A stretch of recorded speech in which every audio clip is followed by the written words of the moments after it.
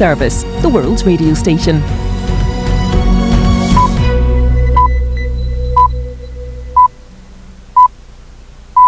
Hello, I'm Rajan Datar, and coming up on the forum here on the BBC World Service, one defining feature of geopolitics in the 20th century was the intersection of liberation struggles against colonial regimes with the ideological battle between democracy and communism. It was the case in Vietnam or Angola, for instance, and certainly true of what today is Malaysia. This week, we're examining the so-called Malayan Emergency, which lasted from 1948 to 1960. It was essentially a war between the British and a small but determined independence movement. The rubber estates and tin mines in Malaya were of vital importance to the post-war British economy, so the insurgents were often detained and relocated to so-called new villages, and some deported to China. And yet by 1957, Malaya was independent. With my three expert guests, I'll be examining the history and the legacy of the Malayan Emergency after the BBC News. Hello, I'm Moira Alderson with the BBC News. Environmental groups have cautiously welcomed a pledge from the United States and China to cooperate in their efforts to battle climate change, although they called for immediate concrete efforts to lower emissions. In a joint statement on Wednesday, Beijing and Washington pledged to work together to cut methane emissions, phase out coal and protect forests. Our science correspondent Victoria Gill says that following the joint pledge from the world's two biggest polluters, delegates at the climate conference in Glasgow are focused on finding consensus. The sense now is that we're really looking at every single line of this agreement, so the negotiators are getting down to the really hard task. It's the sort of final straight. That US-China agreement will go some way to establishing a little bit more of that trust. The biggest emitters coming together to say, yes, we're going to set aside our differences and work together to really tackle this. Hopefully that should really galvanise some of the agreement in the room. Britain will urge Iran today to back a new deal that would revive the international agreement curbing its nuclear activities. The Deputy Foreign Minister of Iran's newly appointed government, Ali Bagheri Khani, will attend the rare face-to-face discussions in London. James Landale reports. In a few weeks' time, talks will resume in Vienna to try to revive the Iran nuclear deal. That saw Tehran curb its nuclear activities in return for getting sanctions lifted, both of which ended 3 years ago when the US withdrew from the deal. Iran has a new government, and its Deputy Foreign Minister, Ali Bagheri Khani, will visit the Foreign Office for the first time to discuss the talks. British officials will urge him to swiftly conclude an agreement on the table to revive the nuclear pact. The Foreign Office said it would also use the meeting to press firmly for the immediate release of what it called unfairly detained British nationals. The director of Poland's National Security Department has warned that more migrants are expected to make their way from Belarus to the Polish border today. Stanisław Żaryn said officials were expecting more violence and clashes with the security forces. Several thousand migrants have become stranded at the border, caught in the escalating international row. Our correspondent in Warsaw, Adam Easton, said things could soon get much worse. This has the potential to become a humanitarian crisis with those hundreds of people sleeping in tents overnight with the only heat they can get is from campfires. The temperatures are forecasted to go lower and lower, and it would just become dangerous to people's lives to be sleeping overnight in tents at the border. Polish police have also said that several hundred migrants gathered on the border south of that camp, but they were prevented from crossing by, again, masked Polish service people. World News from the BBC. The Pakistani Foreign Minister Shah Mahmood Qureshi has warned that Afghanistan is at the brink of an economic collapse and has urged the international community to immediately resume funding. He was speaking at a meeting of the Troika Plus in Islamabad, attended by diplomats from the US, China, Russia, as well as the Taliban. A Hong Kong court has sentenced a pro-democracy activist to almost 6 years in prison for shouting slogans calling for the territory's independence. Ma Jun-man is the second person to be handed a lengthy jail term under the national security law imposed on Hong Kong by Beijing. Known by his nickname of Captain America 2.0, he was convicted of incitement to secession last month. Martin Yip reports from Hong Kong. Martian Man is nicknamed Captain America 2.0 for dressing like the Marvel superhero in various protests. In his defense, lawyers have said his intention was simply to prove that the Beijing-imposed law was not a beast and that his residents could still enjoy freedom of expression. District Court's Justice Stanley Chen lambasted Ma, saying he was pretending to be a legal expert and consistently promoted the idea of Hong Kong independence during public protests or by giving interviews to the press. The number of daily COVID cases in Germany has hit a new record, with more than 50,000 being reported in the last 24 hours. It comes a day after a top virologist warned that another 100,000 Germans could die from the virus unless urgent measures were taken. A new species of dinosaur with an unusually rounded nose has been discovered in southern Britain by a retired doctor, Jeremy Lockwood, who spent his time during the coronavirus lockdowns cataloguing bones. The remains were initially thought to be those of an iguanodon. That's the latest BBC News. The Cold War is often framed as an ideological battle. Which is something that they do want to do. So it is difficult to navigate. The communication is difficult at the moment, I think.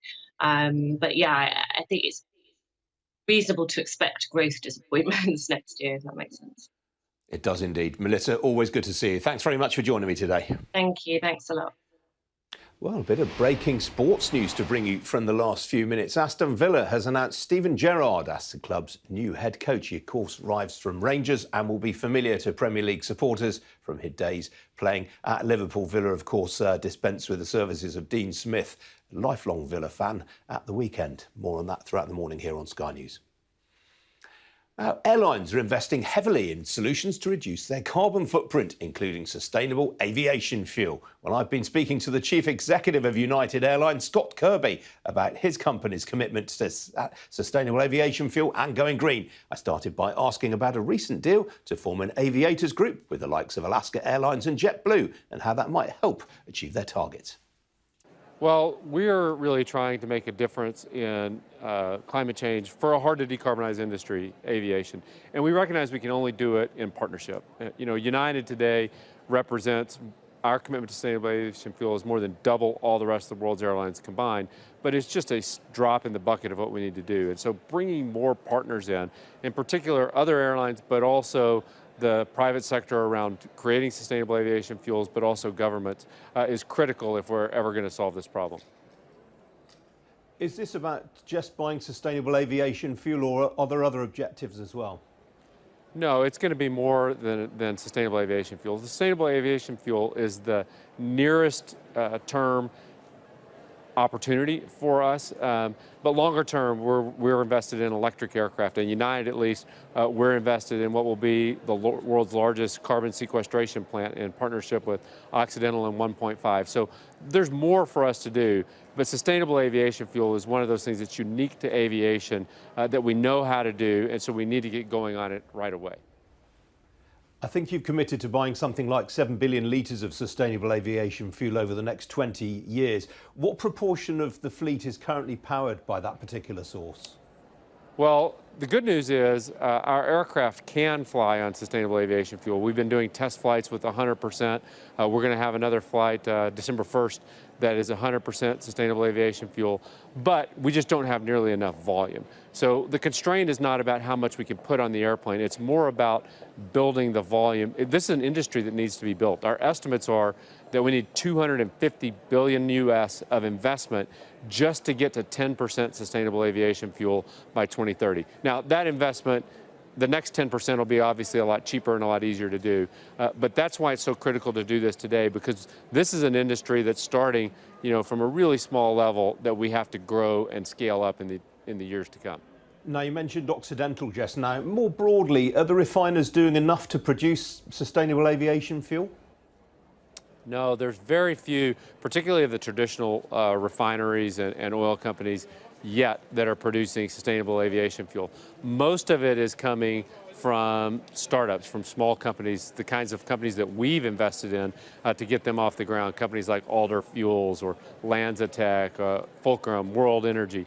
So today, most of the investment is coming from those companies, and it's really critical that we get government support for this industry. That's what's going to allow it to really scale up, get bigger companies invested in it, but also get banks and others to help finance that $250 billion that we need in the next decade. We've just touched on the investment required. How much do you think the move to net zero is going to cost your shareholders?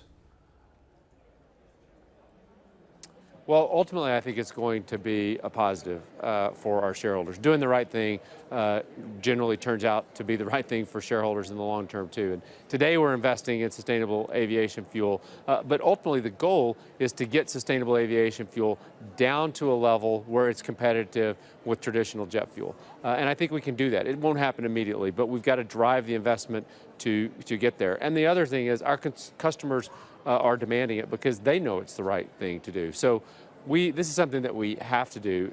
It's not a business nice to have, it's a business necessity. Now, separately, of course, the US has opened its borders this week to vaccinated tourists. How's it gone? Well, so far it's going great. On November 8th, so on Monday, we had 33 flights launch from Europe back to the United States, and we were close to 100% load factor on those flights. Huge pent-up demand and just some wonderful, heartwarming scenes of families that got to reconnect for the first time in 2 years. It's great to welcome all of our friends from Europe back to the United States. And how is visibility for the next few months? So as we look forward, the holidays are going to be really strong, and business travel is still off, quite a bit. It's 50% or so compared to 2019. But our best guess is that business travel beginning in January really starts to pick up, and that by next summer, we've got a significant recovery in business demand. And I think next summer, across the North Atlantic at least, will be the busiest time that we've ever had in history. Will that enable you, with that pent-up demand, then to be able to pass on some of the higher jet fuel costs that you're seeing? Jet fuel typically it does wind up being a pass-through, both when it goes up and when it comes down. It doesn't happen overnight, but my guess is if oil prices and jet fuel prices are higher next summer, ticket prices will be higher than they otherwise would have been. But the opposite is also true. If jet fuel prices come down, that prices will stay pretty reasonable. At the moment, airline prices are probably on an inflation-adjusted basis, the cheapest they've ever been in history as we kind of come out of COVID. But they're going to probably re-normalize to pre-COVID levels, in the next few months. So what are the implications then for capacity? I mean, it's been suggested that you've been slower to restore flights than one or two of your competitors. Yeah. So at United Airlines, at least compared to U.S. airlines, we've had the biggest capacity reductions going all the way back to March of 2020. And that's because demand simply didn't exist to fly. And that's minimized our cash burn. We've been amongst the best in the industry at minimizing losses going through the pandemic. But now as demand is starting to recover, we're ramping our schedule back up. And my guess is by the time we get to January or February of next year, we actually will be the one airline that's growing amongst the big global carriers. Because we did it different than other airlines. We didn't retire any of our fleets as a lot of big U.S. airlines and European airlines did. And we also worked with our pilots union to negotiate a deal that we've avoided some of the operational challenges that you may not have seen it here, but that have afflicted some of our U.S. competitors. We avoided all that, but I think we got the timing right on capacity. We've been smaller when COVID was raging, and now that it's looking like the recovery really begins in earnest around the holidays, we'll be back to our full size that we were in 2019 and then growing from there. Terrific. Thank you very much indeed for sparing the time to speak to us today. It's greatly appreciated. That was Scott Kirby from United Airlines. Well, it's been a traumatic 18 months for the hospitality sector, but results out today from the pub operator Young's suggest a recovery is in full swing. Pre-tax profits for the 26 weeks to the 27th of September came in at £21.8 million on an adjusted basis. That compared with a loss of £19.6 million in the same period last year. Well, joining me now, I'm very pleased to say, is Patrick Dardis. He's the Chief Executive of Young's. Patrick, morning to you. I mean, clearly the bounce back has been a lot stronger stronger than you anticipated when you last updated the market. Yeah, good morning, Ian. Yes, of course, the last time we updated the market, we were still in the middle of a pandemic. We hadn't actually had opened all of our pubs. We expected the demand to be strong once we did reopen, but it's been stronger and the bounce back has been quicker than expected. And of course, that's enabled us to pay a dividend. And we said from the very beginning, we would start paying dividends as soon as we were back in recovery mode. And I believe we are, and particularly in the last 12 weeks, 13 weeks, we've seen total growth up by nearly 8% and like-for-likes up by 2.7%. So we're back. And we feel quite strong, and we're going to start investing heavily in our estate again. Is the recovery pretty uniform, or are there pockets like, I'm thinking specifically of the city in central London, that are still a bit problematic?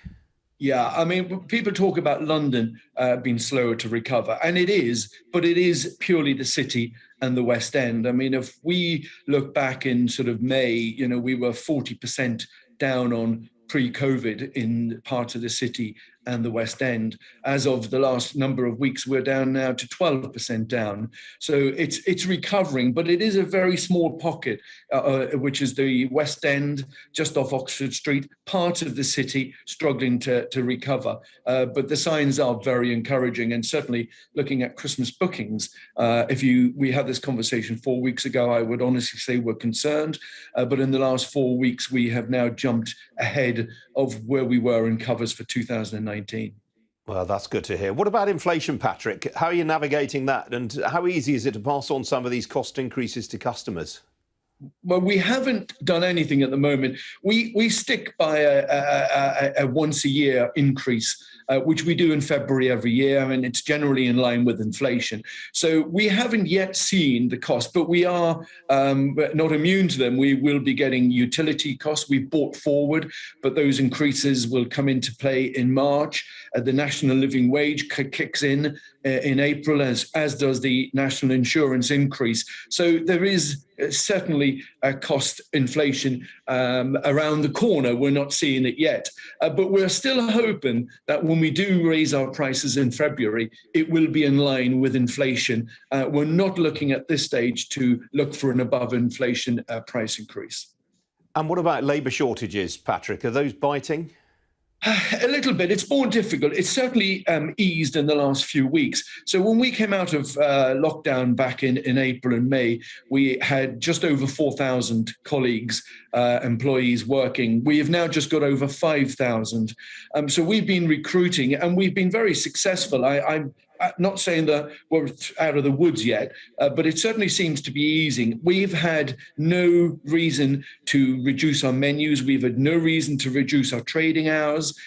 We are performing and operating at 100% at the moment. And it's a bit of a shortage when it comes to chefs, but we are managing that. And as I said, it is easing. Now, one major development since we last spoke, Patrick, you sold most of your tenanted estate in the summer to Punch. I know some of the pubs you sold, actually, and they're pretty good. Why did you sell them? Well, we've been looking at the RAM business for about a decade, if I'm being honest. And 3 years ago, we decided that when the time was right, we would sell. And the two things that we were looking at is one, appetite, and second, value. And when we thought the appetite and the value were appropriate, that we would dispose of them. And yeah, they're a great estate, but it represented 5 to 6% of our pub turnover. And it absorbs capital. And we've always fancied the idea of being an absolute focused, premium, individual and differentiated pub company. And now that's exactly what we are. And we retained 5 of those pubs strategically. 2 of them have already kicked back into the managed estate, and 3 of them are long-term strategic freehold holds. So it was on our agenda for a decade. We nearly did it 3 years ago. I was quite surprised, if I'm honest, that in the middle of the pandemic, one, the appetite was there and the value was there, because we got £10 million over book value. So we were very pleased with that. And Punch should be very pleased, because they've picked up a fantastic estate of pubs. I think they are. Patrick, always good to see you. Thanks very much for joining me today. Lovely to see you. Thank you, Ian, and you.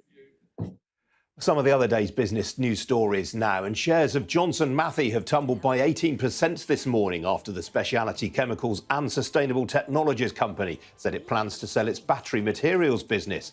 Well, the company said that while demand for battery materials was accelerating, so was competition from alternative technologies and from other manufacturers. And it said this meant the sector was rapidly turning into a high-volume commoditised market and that it had concluded potential returns from the business could not justify further investment. Johnson Matthey also announced this morning that its chief executive, Robert McLeod, you might have seen him on this programme once or twice over the years, he's going to be stepping down in February after nearly 8 years in the job. Discount retailer B&M said this morning that while the industry faces a number of supply and inflationary pressures, it was confident of navigating these. B&M, which has 1,097 stores across Europe, including 686 here in the UK, said it had responded quickly to supply chain challenges and that as a result, it was fully stocked going into the final 3 months of the year, with stores already showcasing its Christmas ranges. Well, pre-tax profits for the 26 weeks to the 25th of September were ahead by 2.4% to £241.4 million. And the luxury fashion group Burberry has reported a sharp rebound in half-year earnings as stores reopened around the world. Pre-tax profits for the 26 weeks to the 25th of September came in at £191 million. That compared with £73 million during the same period last year. Burberry said that full-price sales almost doubled in the Americas, while sales in South Korea grew by almost 80%, while mainland China was up by more than 40%, even as wide-reaching regional lockdowns and extreme weather hit its performance in August in particular. Well, still to come here on Ian King Live. We'll be having a look at how global markets are doing this Thursday morning. We had a big inflation number out of the US last night. How have the markets reacted? Stay tuned to find out.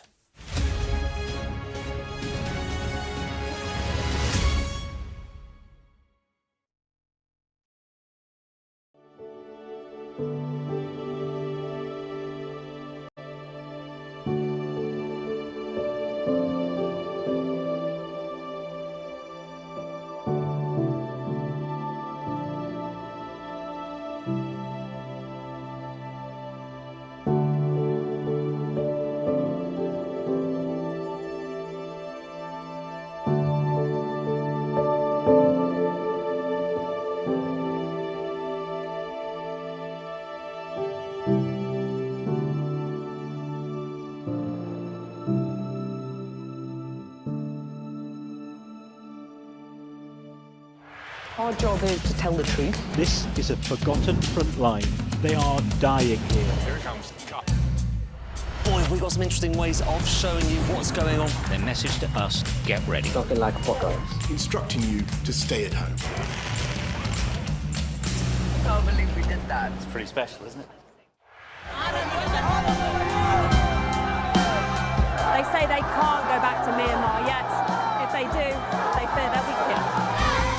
We take you to the heart of the stories that shape our world. If there is a bigger explosion, this area would be in the danger zone. These traffic jams snake for hours up and down this hillside. We know that 800,000 people have been displaced. Hong Kong is not China! I think experiencing the 2 million person march in Hong Kong, that was a moment.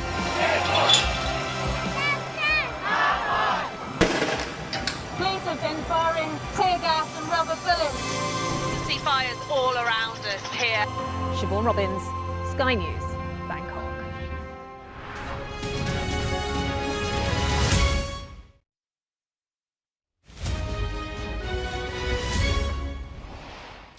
Well, Wall Street sold off last night after the US inflation figures for October were substantially worse than expected, with CPI, consumer price inflation, hitting a 31-year high of 6.2%. Well, that was followed by mixed trade in equities across the Asia-Pacific region. There were gains in Tokyo, Hong Kong and in Shanghai, but losses in Mumbai, which isn't on the screen, and in Sydney.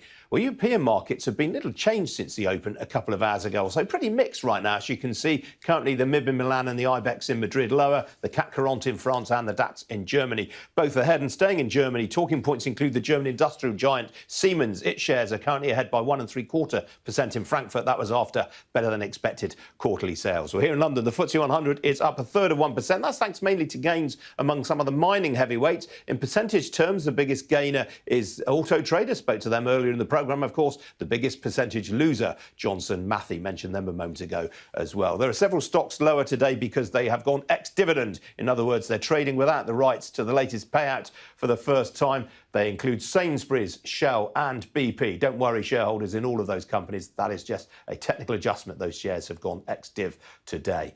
On the foreign exchange markets, the pound fell when the slightly underwhelming GDP figures for September were published. Sterling still underwater against the US dollar. It's completely unchanged against the euro right now. Pretty quiet day on the FX markets thus far. Meanwhile, oil, it's ahead again after that surprise rise in US crude inventories earlier in the week. A barrel of Brent crude will currently cost you $83.09 a barrel. That is up just over 0.5%. Well, we'll be going back to the markets for a short while, but we're going to get some words from Joe Root. You might recall I mentioned him earlier in the programme, the England Test cricket captain and, of course, the Yorkshire County Cricket Club. He's been speaking today for the first time about the racism scandal that's engulfed Yorkshire County Cricket Club. Let's have a listen to what Joe Root's been saying.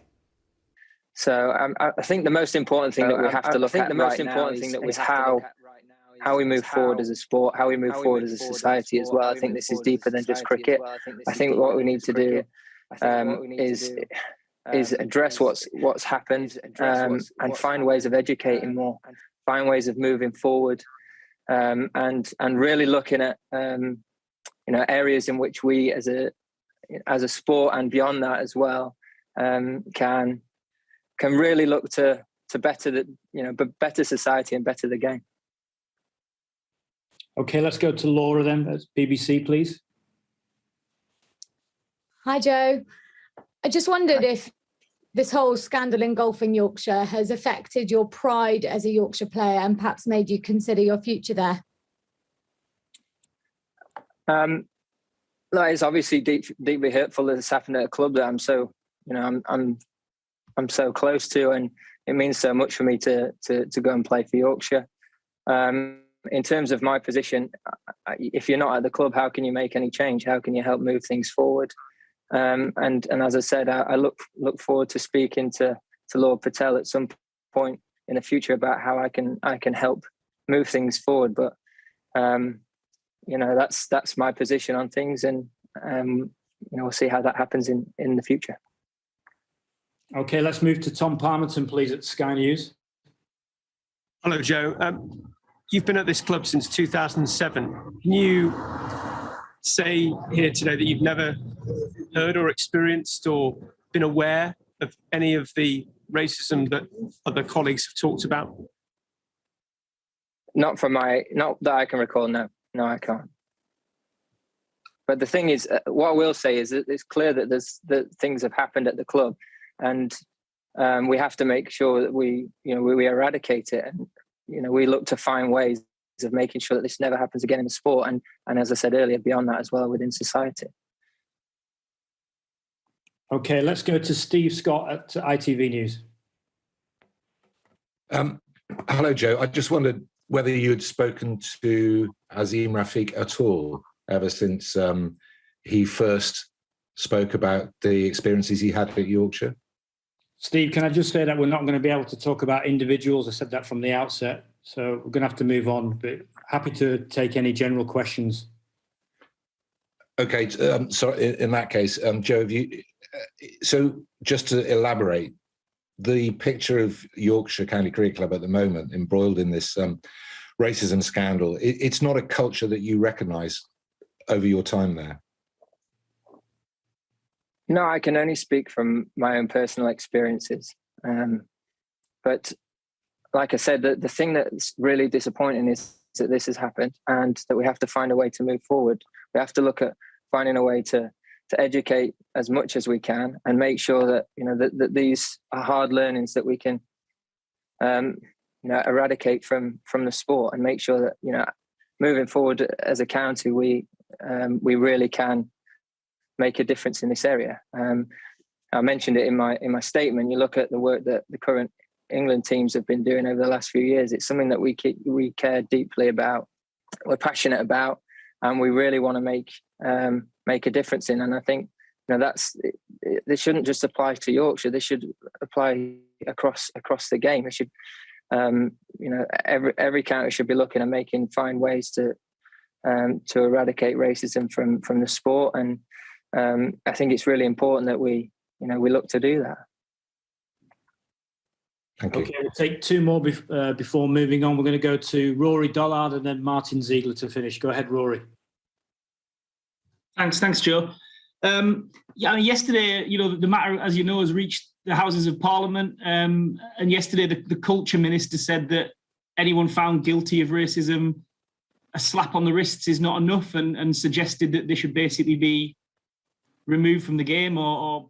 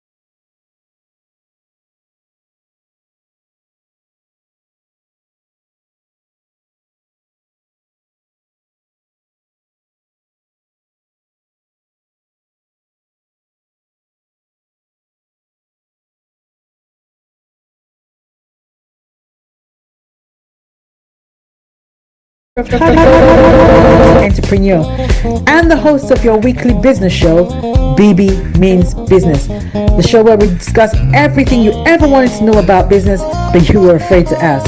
How do I start my business? How do I raise the finance? How do I grow my business? Where am I going to find my customers? Join me every Tuesday at 1:30 p.m. on Starr Radio UK to get all the information and tips that you need to become a successful entrepreneur and become financially free. Remember, don't let life dictate to you.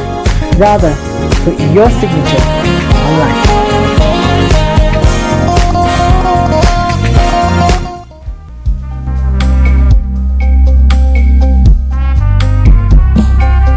Are you looking for the fastest, reliable, and trustworthy door-to-door shipment company? Well, look no further. When was the last time your family received a shipment back in Ghana on time and in time? You are not sure?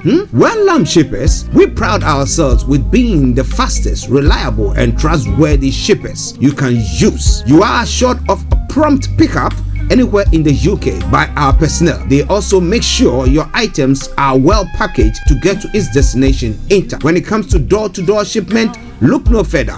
Well, Lamb Shippers, contact us on 07939009321 or 07498911820. Or you can visit our website www.welllamp.co.uk. You can also drop us a mail, info@welllamp@gmail.com. Well Lamp Shippers, fast, reliable, and trustworthy.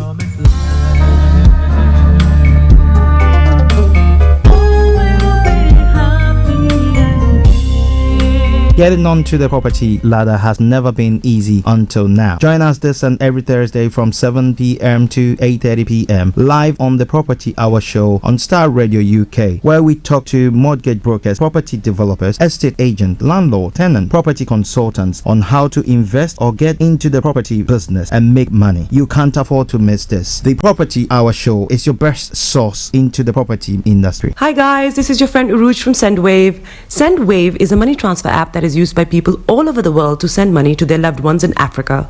With SendWave, you can send money to Ghana, Nigeria, Kenya, Uganda, and Tanzania. And the best part is, SendWave is absolutely commission free.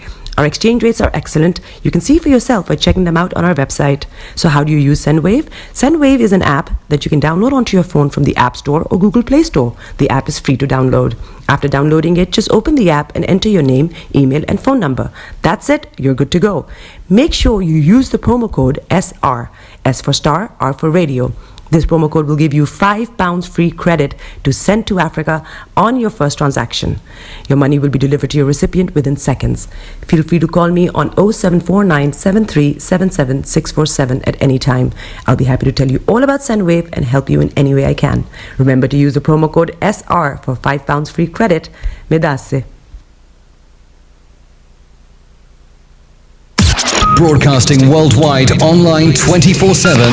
All around the world. In your car. At work. At home. On your smartphone. This is Starr Radio UK. Are you ready to turn it up? 10, 9, 8, 7, 6, 5, 4, 3, 2, 1. Birds flying high, you know how I feel. Sun in the sky, you know how I feel. Breeze drifting on by, you know how I feel. It's a new dawn, it's a new day, it's a new life for me. And I'm feeling good. Hey there, this is Archie, and it's a Starr Radio UK.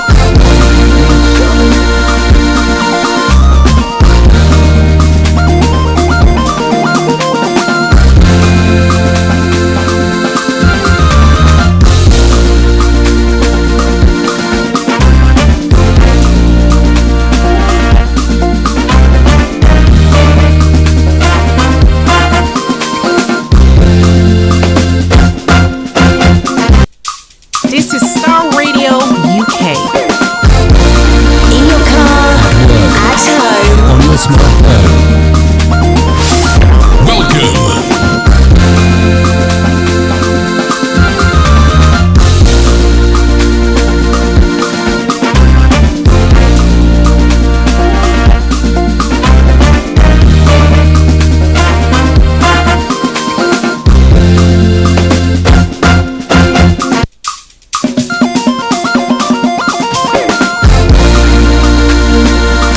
Broadcasting worldwide, online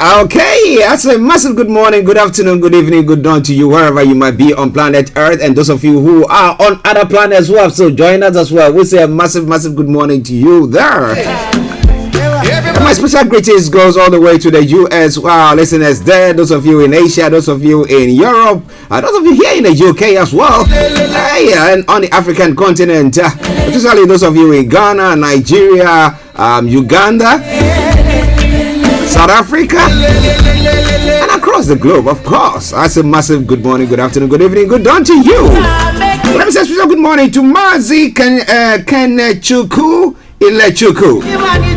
Yes, good morning to you, and thank you very much for joining us. And to my baby sister Delta Hammond, good morning to you, and thanks for joining in as well. Hope you're all doing very, very good. The latest auntie in town, Okay. A special good morning goes to my colleagues, Mr. Frank Davis, Mr. Olayomi Kojo D, and our able producer, Mr. Francis Guy. Gentlemen, let me say good morning to you. Yeah, from now till 1 o'clock, I'm going to be bringing you updates and all the story that is making the rounds, as I say all the time, from archaeology to zoology, from Accra to Zanzibar. It's making the headlines. Why not? We're going to bring it your way.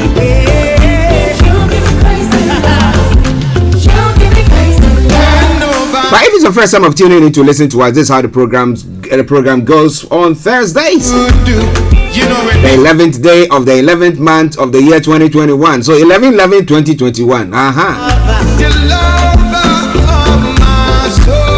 I'll be bringing you the quote of the day, the weather forecast will follow suit, then the travel update. We'll move on from there to have a look at some of the stories making the rounds across the globe. And then exactly at 11 o'clock, we'll bring you updates from Nigeria. We'll move on from there, have a look at some of the other stories, the details. And then at 12 o'clock, the lines are open for you to add your voice to the discussions wherever you might be. You can text or WhatsApp it to us before the lines are open, though, or post your comments on our Facebook page as others have done. Our text or WhatsApp number is 07539661744. 07539661744.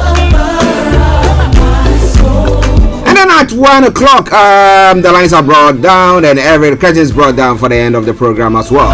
So in a gist, that's what we're going to be doing today. So wherever you are, do me a massive favor. Share the broadcast with your friends and loved ones. And invite them to like our pages as well. Well, welcome to today's morning show. I am Archie. Let me say a special good morning to Anthony Adedeji. Tony, I hope you are doing good. Oh yeah.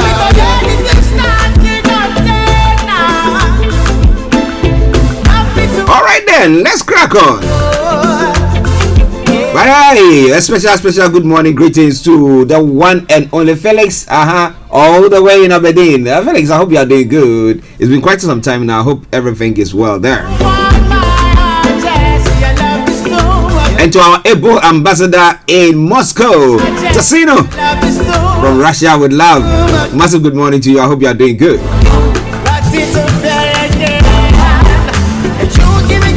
Okie dokie do. Let's crack on. The quote for the day says, walk a mile in another's shoes and you will be much more inclined to be understanding and supportive. Walk a mile in another's shoe and you will be much more inclined to be understanding and supportive. You know when people so true. Okie dokie. Now let's move on to the weather front. It'll be quite mild. But what is the weather going to be for you today? This afternoon it's going to stay dry and some brighter spells will develop. Tonight it will continue to be dry and cloudy for most. There will be a few clear skies possible in places. A breezy and mild night for the time of the year, of course.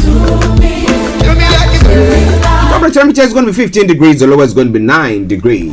UV level is going to be low and pollution is going to be low as well. Sunset 16, 17 and sunrise for tomorrow morning 07, 11 hours. That brings us to the end of the weather forecast for you today for London and the southeast of England. You can share with us what is happening in your area.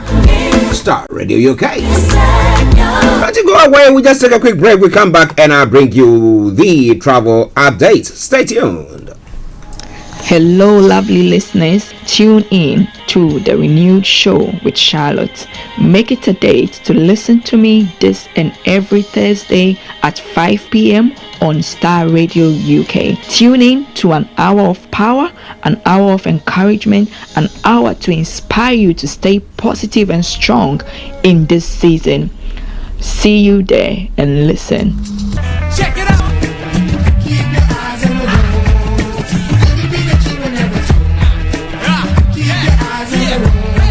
This is Starr Radio UK. Okay, so keep your eyes on the roads, keep your eyes on the roads. So we're keeping updated. I promise I'm on the Starr Radio UK travel update. I can see every weekday from 10:40. It's now exactly 10:45. Okay, so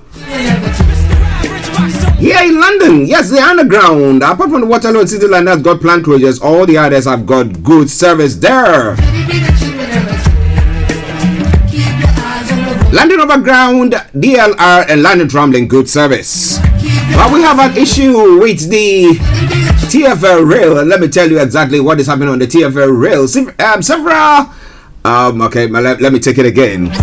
Severe delays between Hayes and Harlington and Paddington due to a signal failure at Acton Main Line. The trains will not stop at Acton Main Line, West Ealing and Hanwell. London Underground is accepting tickets via reasonable routes. Good service between Liverpool Street and Shenfield and between Hayes and Harlington and Reading Heathrow Airport.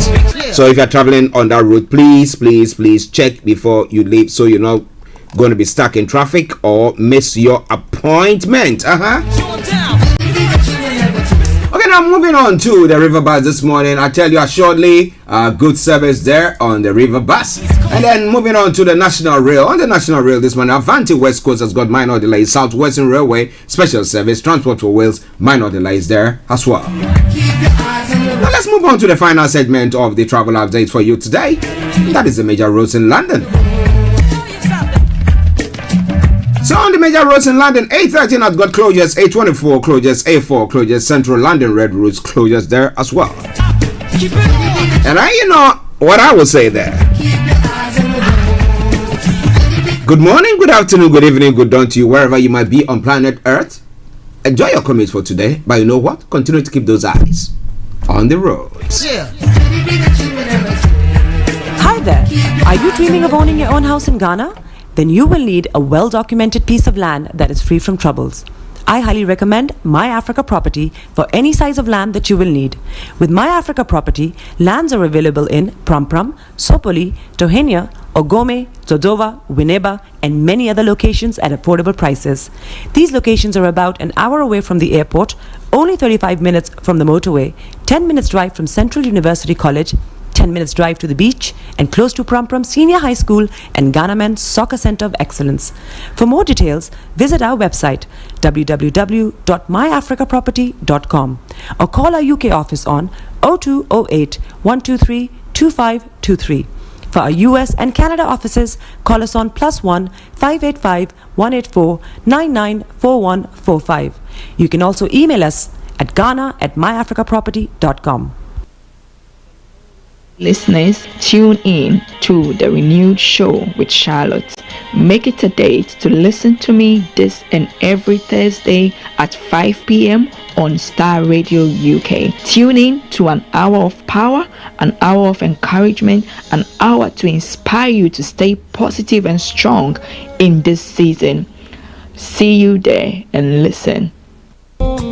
Hi everyone, it's your girl BB Clement, the author of How to Go From Employee to Entrepreneur and the host of your weekly business show, BB Means Business, the show where we discuss everything you ever wanted to know about business but you were afraid to ask.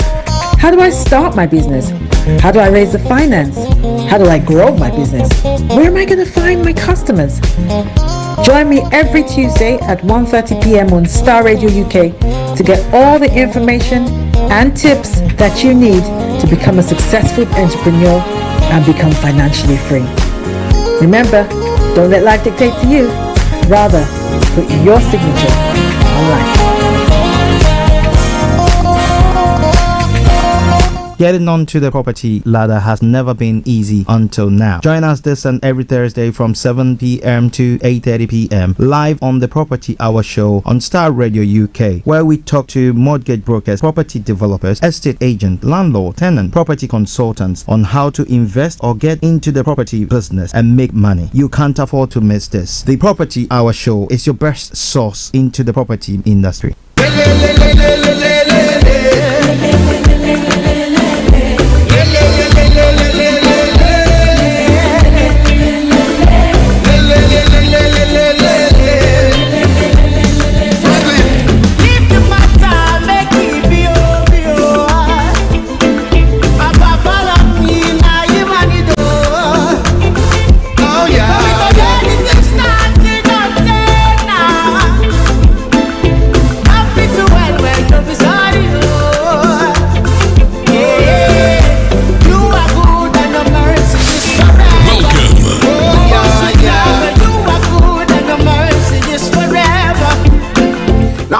To the program, it is Starr Radio UK, your favorite African and Caribbean radio station in London. 10 minutes to the top of the hour at the time. It's the Thursday edition of the morning show. It's now time for Global Trotting.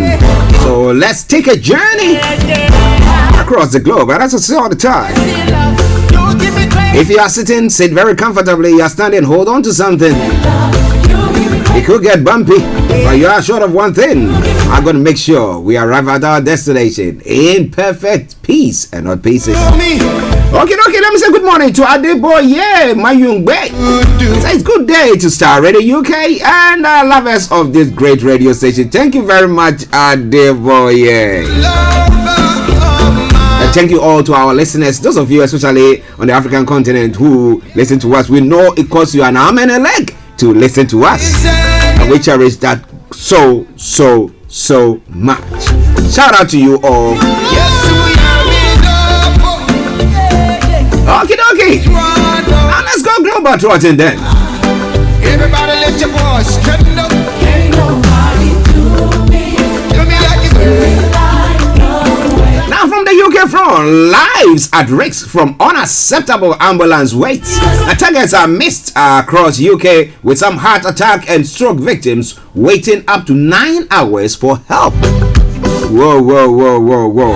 So can you just imagine if we have the influx of the COVID infection and there's so much hospitalization, what is going to happen there?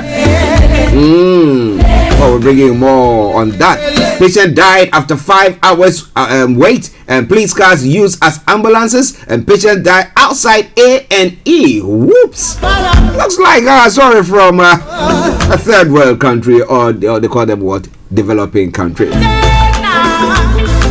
Okay, school bus crashes with children on board. Parents are urged to stay away from the scene on a country road in North Haycombe, Lincolnshire. The Chancellor of the Exchequer said, "We must do better on MP standards," says Sunak. The Chancellor says conduct rules should be followed to the letter amid ongoing sleaze allegation. Everything is okay. That is unfair. UK gathers on Armistice Day to remember war dead. People can hold public remembrance ceremonies together once more after last year's lockdown disruptions. Are you going to get yourself ready for that? UK growth slows as supply issues hit the recovery. The economy grew by 1.3% between July and September, with supply chain problems hitting business.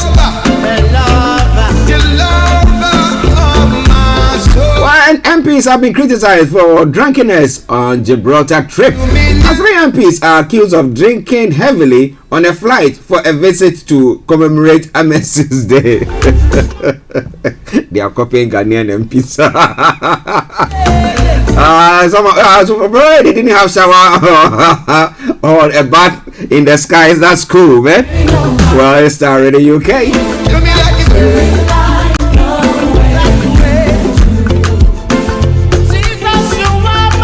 And then breaking story coming through. Let me say good morning to my South African listeners, especially to Mr. Ebenezer Hammond and Chantel there, and all you people who listen to us in South Africa. The former South African president, F.W. de Klerk, has died, age 85. F.W. de Klerk, the last president of the segregated South Africa who freed Nelson Mandela, has died. We'll be bringing you more on that front. I remember when he took the helms or the reins of the apartheid government there, some way, somehow, we had some hope because of his gestures that he was going to be the one who is going to normalize issues, and was the one who released Nelson Mandela. Someone would say, well, there were some deals that were cut before that was done. But, well, he's one that we can all look to and say that he was quite flexible than the booters. Xi Jinping cements status with historic resolution. Mr. Xi is only the third leader to issue a historical resolution after Mao Zedong and Deng Xiaoping. We'll bring you more on that. What's happening in China? They're bracing themselves to take over the reins. Okay, U.S. gunman Rittenhouse lawyer seeks mistrial. Lawyers for Kyle Rittenhouse asked the judge to toss the murder case after he rebuked prosecutors. Everybody let your voice straighten up. Well, we remember back in what do you call it? A couple of weeks ago. Sometime I think the 24th or the 25th of October. Well, the incident that happened on a film shot. A lawsuit has been filed over Alec Baldwin film tragedy. A tragedy that took place. An electrician alleges negligence in the incident in which cinematographer Helena Hutchins died. Jesus. It's All Starr Radio UK, your favorite African and Caribbean radio station in London.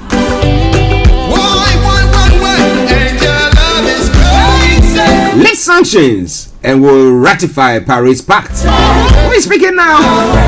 The world's 8th largest emitter says it will ratify the Paris Climate Pact if restrictions are lifted. I mean, anything that you do, if you tell Iran do this, they tell you, well, if you lift the sanctions, we'll do that. Well, they hold on to Nazar Radcliffe and their issue is that, well, the UK, you are owing us what you withheld some of our funds up to about $400 million. You return that money to us, and we will release her. Say yeah. Okay, but Saudi Arabia denies obstructing climate talks. Now, Greenpeace says negotiators have witnessed the country's team blocking deals at the COP26 summit.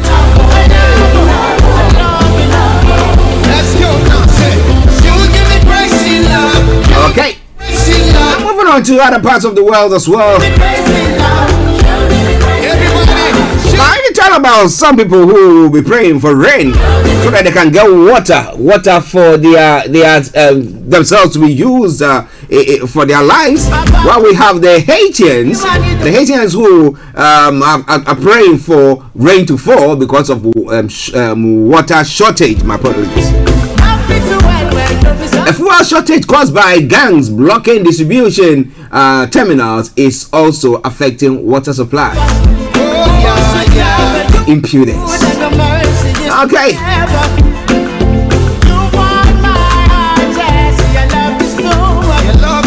Well, we'll be bringing you updates from Nigeria in the next few moments.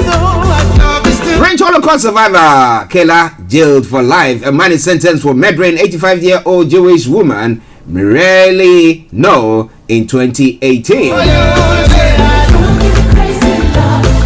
The wheel of justice grinds slowly. Let's get into him. Okay. Now let's move on to the. Do me like the way you do. You know it, people. Oh, Jesus, you're the lover of my soul. On the African continent, ban Aung San criticizing DR Congo president lifted. The ban was seen as dictatorial and was widely criticized. So those who were criticizing government, well, they were a ban on them. You dare speak and you see where we put you. Well, that ban has been lifted. Employing has agreed deal with Ethiopia crash families. The playmaker has accepted responsibility in return. Families of the victims will not seek punitive damages. You think if it is part of the world, families will not seek punitive action? Well, that is Africa for you. We'll give us something small, and then our leaders will take it, and then we can go home. The poor person who actually suffer the consequences will not get a dime or just get pittance.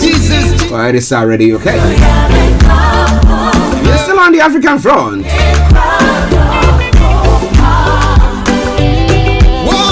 In Cameroon, bombs have wounded 11 university students. I'll bring you more on that. Which area of Cameroon was it? And thousands of Tunisians rally in Sparks after landfill protest death. All coming from Starr Radio UK, your favorite African and Caribbean radio station in London. When it comes to Nigeria debt stock hits 42.7 trillion naira. Senate okays fresh $16 billion loans. And the AGL says political solutions on Nnamdi Kanu, Sunday Igboho not ruled out. Ikoyi building collapse. APBN calls for better government regulations and monitoring. All Starr Radio UK coming your way. The next few moments, but don't you go away. Now in Ghana, the Attorney General has now written to the Ghana Law, the GLC, let me put it that way, to admit 499 law students. You know, they were saying that studying law is for the privileged few, but now, why has he now decided to do so? Is it because they said that the opposition or the minority in parliament were looking at getting him out of his position? What do you think about that? Starr in the UK. Meritocracy is the only way to fix Ghana, Senor Hosi says. Do you agree with him? Meritocracy is the only way to fix Ghana. I'll be bringing you more on that and a lot more going to be coming your way. Did moderator of the Presbyterian Church sanction witchcraft practice in Ghana? It's a question that has been posed. For decades now, the Ghana government, churches, civil society organizations, and many others have grappled with the menace of witchcraft-related violence. Unfortunately, just a few weeks ago, the learned and distinguished Right Reverend Professor J.O.Y. Mante, moderator of the Presbyterian Church of Ghana, did some way, somehow sanction something of the sort, but I'm bringing more details on that front. Lend credence to witchcraft belief. What do you think? Well, it's now gone 2 minutes past the top of the hour, and I know I've got the one and only Miss Olayomi Koike who's joined in. So just get yourself ready, we're bringing him in on.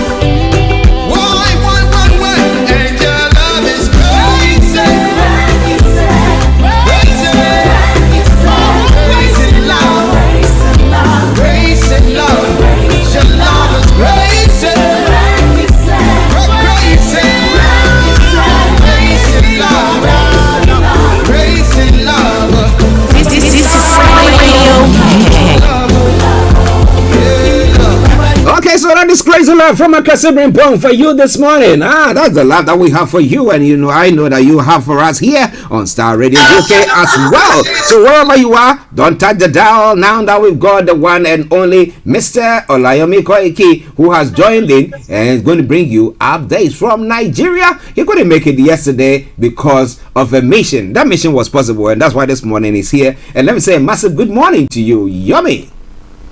Good morning. I hope you can see my screen. Yes, we can see you. Okay, that's fine. Good morning, Mr. Archie. Good morning to you, Frank. Good morning to all our presenters around the globe. Good morning, and welcome to Starr Radio UK. It is your finest African and Caribbean radio station in London. It is exactly 4 minutes past the hour, exactly 11/11/2021.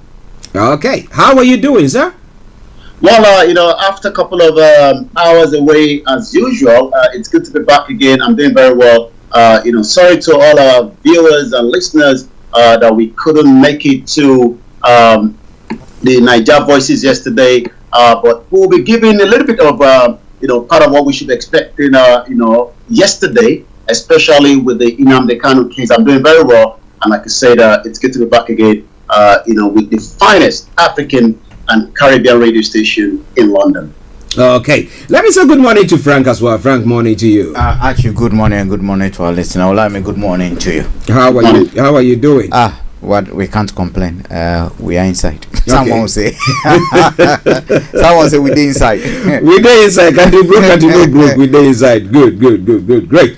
Okay, listeners, that is the panel for you this morning. But hey, we promise you one thing, that we're going to be getting you a few of our gentlemen on Mr. Francis Gaye. Will be joining us pretty soon. So Frank, Mr. Francis Gaye, you can hear me appear before the throne. All right then, let's go to Mr. Olayomi for the updates. Now, yesterday, the proceedings at the court that was sitting for the Nnamdi Kanu case was had to be adjourned to sometime, I think, what is it, 2022? Due to the fact that the DSS did not allow some of the lawyers of Nnamdi Kanu to come to the court, and therefore they decided to walk out. Now, can you give us some more detail about that story? Well, it has always been, something different, especially, those of us that follow, the continent Africa. I was actually listening to, just about 3 a.m. this morning. You might be wondering while I was still awake. But as you know, sometimes you wake up and then, the state doesn't come back. So what has actually happened is that yesterday, Nnamdi Kanu was meant to be brought to the court. And the proceeding was meant to continue with the trial of 7 count charges on so many labeled on him by the federal government of Nigeria. There was always chaos when Nnamdi Kanu is coming to the court. I remember we spoke on Tuesday and I said, it's coming to the court is like a presidential convoy, but the outside was also chaotic because lawyers and senior advocate of Nigeria and some of the representatives from Southeast were not allowed to get in. That is not the issue. But what I can say is the representative and the legal representative rather of Nnamdi Kanu were not allowed into the court. You might want to ask why they were not allowed into the court, especially a court proceeding that has got the date. They were actually in the court premises, but trying to solve so many issues of people that were stuck outside from not allowed to get in. And by the time they got back into the court premises, to continue with the case, Nnamdi Kanu legal representative were not actually allowed to get into, the court premises itself. So that means, somebody right inside the court decided to lock them outside. The judge went ahead with the case, but the case was not actually, because there was no legal representative. So that means the case itself was adjourned till next year, January. Let's hear what the lawyer representing Nnamdi Kanu has to say. And because of the consent, there is been exposed to the consent that we sent for the fact that lawyers are not being allowed access to the country. So we are there to resolve this issue. Because justice must be done in this time. And not only be done, we manifest this sent to the door. So we are in order to resolve this matter. Our big and gowns are inside the court. Our books are inside the court. We're just outside the court. Because a number of us who are outside are not allowed to come in. So the court came in. Come and shoot us now. The court came in and say, call up the case. But it's only case on the court. Call up the case. Ordinarily, it is the practice that when lawyers are not in court, and when you are away, and they are done the court, that's what I ask very a lot of lawyers. And they will tell you, do not believe, you know what the Namianis was in court. The lawyer was there, was in court. And our client was still in before them. But so the lawyers are outside. You are ordinarily someone in the country to find out from him what was actually going on. That has been practice. So in a simplest like that is the practice in this country actually. I've not witnessed a situation whereby law court will call in and God against when lawyers in court in the matter we answer the court though. I've not seen such thing. So the court, and when we were told that the court was about to proceed, we will now struggle to go inside the court, the law stand. We are knocking at the door, the law stand. Waiting for us to be told that God called our client, called the prosecutor, and have a discussion with them in the open court. So taking us back to what happened on 26th of June 2021, when he was taking the court very first to us and allowed to address the court. So that was actually what happened yesterday. So all we can say is Nnamdi Kanu court case has been adjourned till January. Still a lot happening in Nigeria in 21st century, where it seems we're still back again to the military era. Well, interesting. Has the DSS said why? Well, they locked the lawyers out. Have they said why or given reasons for that action that they took? Well, that's if you can find somebody to give you that kind of answer. That is the question. One of the video of about almost 30 seconds also surfaced. You heard the lawyer saying there that Nnamdi Kanu and the prosecutor were right in front of the judge. There's no legal representative, and the next thing was the court has adjourned it to January. But I saw Nnamdi Kanu about 30 seconds in that video having a tussle between one person that represents the DSS in the court, and you could hear him saying something which is again shows that he was not really pleased with the situation yesterday at that court when that proceeding was meant to take place. It's about 30 seconds. Let's see if we can get the soundtrack of that.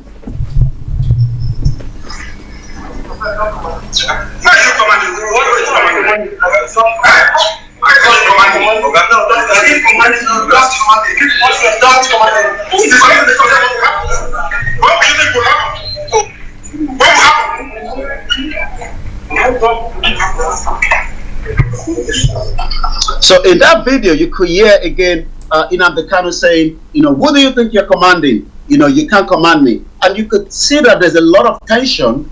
And now the Haize, who is almost similar to other social cultural group in Nigeria, are now advising the federal government that things might escalate.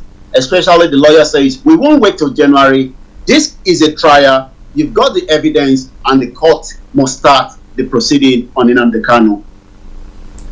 Listen, as a Starr Radio UK, it is your favorite African and Caribbean radio station in London. Let me go to Frank. Now, Frank, now yesterday we did touch on, that was when the news broke, that the proceedings have been halted and the case has been deferred to next year. Now, with the stance of the DSS, you see, my worry is, should something happen to Kanu? We know people can, somebody can suffer a heart attack, something can happen to somebody. Now, should something like that happen, what do you think is going to happen in Nigeria? Actually, obviously, people who interpret it, and rightly so, that it was murdered, will react and want to demand their pound of flesh. That is something that we cannot rule out. In my view on this issue, I think the DSS, for whatever reason they might have, are trying to basically be the prosecutors and the judge, because to some extent they're trying to determine what and how the court and the trial should go.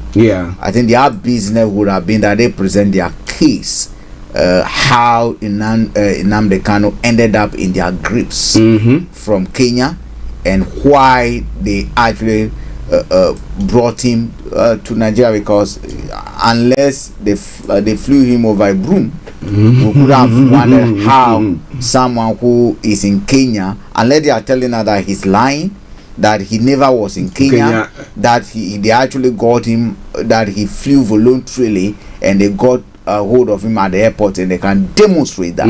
Then, so those are the kind of things that we expect the DSS to be doing. Now, here, when you have the National Crime Agency, which you liken to the DSS, coming after you, they've arrested someone, they're putting them before court. At the end of the day, even Nnamdi is not supposed to be at the custody of DSS as we speak. Yeah, it should be handed over to the prisoners. Yeah, at the prison, prison service, where he should be kept. I mean, if the bail condition is still pending and has not been granted. But in this case, I think as if they have some personal interest. It's not about the state having interest, but it's like certain individuals within the DSS have some personal interest in keeping him behind bars and basically frustrating the whole situation.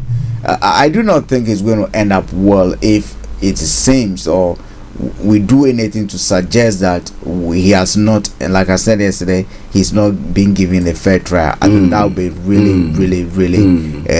not good for us. Yomi, I mean, if the lawyers say that they're not going to wait till the January where the case has been deferred to, what do they mean, and what are they going to do then? Are they going to go on the protest? Because you cannot say if the DSS are not bringing, the judge is not sitting, what will you do? Are you going to sit in your own backyard and then do something about it? What do they mean by that? Well, I mean, there's quite a lot that have to be said. What they've actually meant is that, if the current judge sitting on this case is not capable, then she has to, allow somebody else to take over. That's if there's a kind of a pressure, from the top that is not giving, the judge opportunity, to allow the case, to be heard for a trial like this that a lot of Nigerians around the globe are waiting, to find out, what are the charges labeled on him. But yes, I mean, you're quite right.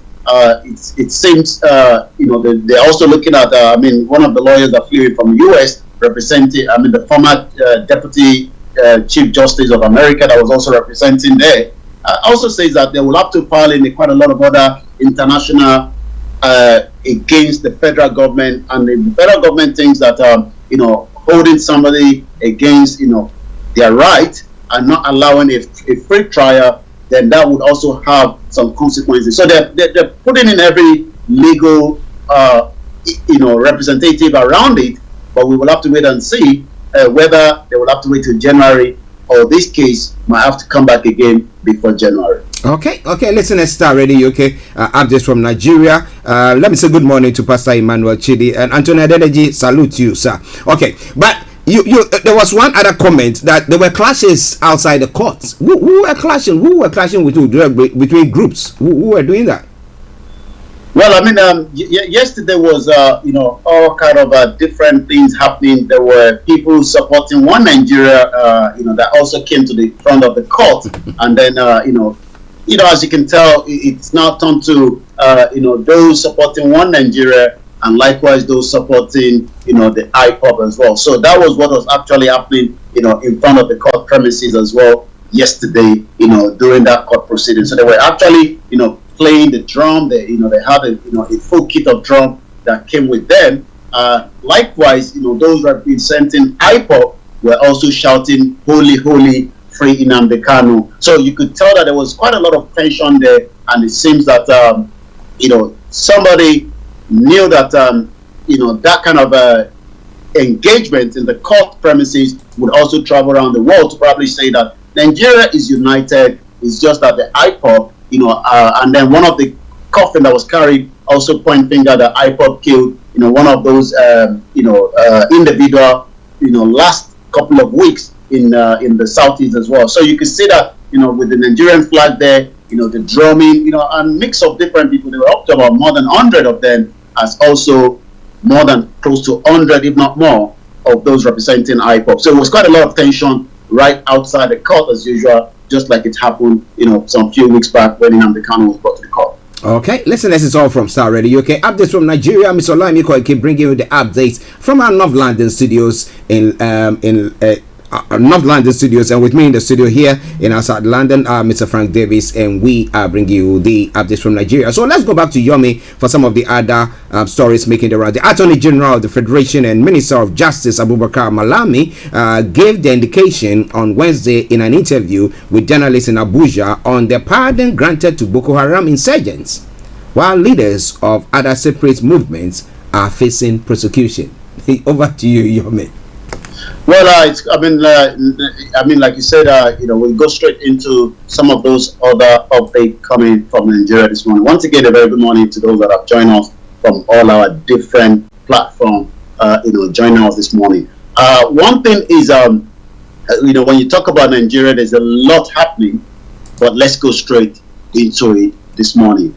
The first one is the AGF says political solution on Nnamdi Kanu and Chief Sunday Igboho not ruled out. What does that mean? The federal government may consider all kinds of solutions, including political ones, in order to resolve the crisis surrounding the separatist agitations in Nigeria. According to the Attorney General of the Federation and the Minister of Justice, Abubakar Malami, Senior Advocate of Nigeria, gave the indication yesterday in an interview with journalists in Abuja on the pardon granted to Boko Haram insurgents while leaders of other separatist movements are facing persecution. The minister also spoke on other issues, including the current controversy between the federal government and the Nigerian Governors Forum over the Paris Club reform. The president is currently in France as of yesterday.